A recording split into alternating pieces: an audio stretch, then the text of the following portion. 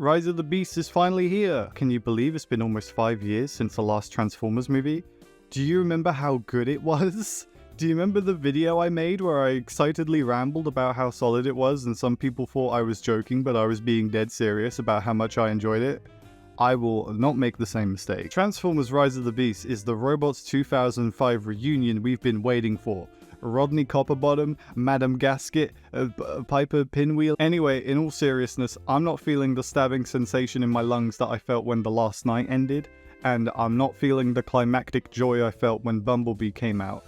Rot-B is okay. A lot of people are really enjoying this movie, and that's fine. If you saw my last video about Bayformers, I talked about how I love to look at intent with movies like this. How much was the director and how much was the studio? But for this, I'm really not sure. There's one thing in this movie that I can say for sure was the studio's decision, because no reasonable person would ever do that. But the rest is so up in the air. To me, it really felt like stuff was missing from this movie. Like character beats. I liked Optimus Prime's and Noah's arc together. I thought it was intriguing. It wasn't super complicated, but I thought it was a cool dynamic with which the rest of the movie could hinge on. But it wasn't explored very much at all. I felt like someone really wanted to get all the character stuff out of the way to do the robot stuff ASAP. And that's fine, but the robot stuff wasn't that great either.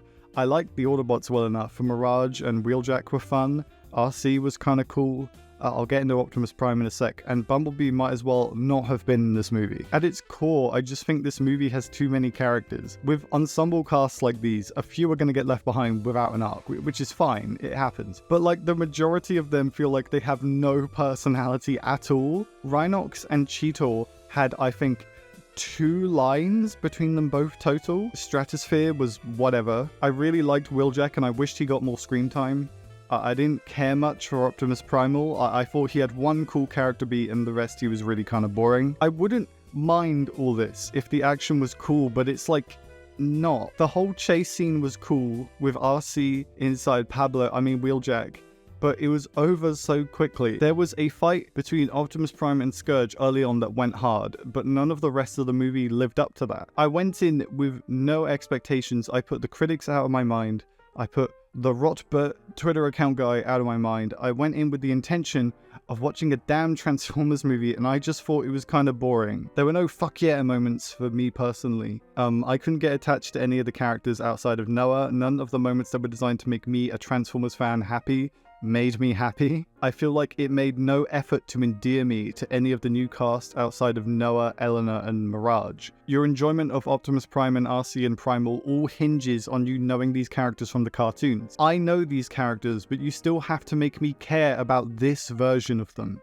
Optimus Prime in this movie is, I said I liked his character arc, but I just couldn't get over some of the stuff he was saying in this movie. It was either borderline as psychotic as Bayverse Prime or just as strange and kind of naive. There was a scene early on where I thought, yeah man, that's freaking Optimus Prime right there. But the rest of the movie, he felt so not like a leader. More like Rodimus Prime, and I'd understand that completely if it was like animated where he's growing into that leader role. But they establish in this movie that he's been doing this leader stuff since at least 5000 BC. Anyway, if I keep talking, I'm going to go on forever. I want to talk about what I liked about this movie because I did enjoy a bunch of stuff. I thought it had a really strong start. Part of me wishes the entire movie was set in New York. I like the whole robots in disguise side of it, the whole Autobots working incognito thing. That was fun. Some of the jokes were good, the performances were solid, and I really liked the soundtrack. Scourge's and Unicron's themes were my favorites. They were rad. It was so fire. The Canadian premiere caused the entire country to become engulfed in flames. Ironically, this part of the trailer actually came true the week it came out. I'm not going to be too mean to this movie. A lot of people really seem to like it. It just really didn't do anything for me. It's cool if you liked it. That's totally valid. I didn't hate it. I didn't think it was bad or the worst Transformers movie or whatever.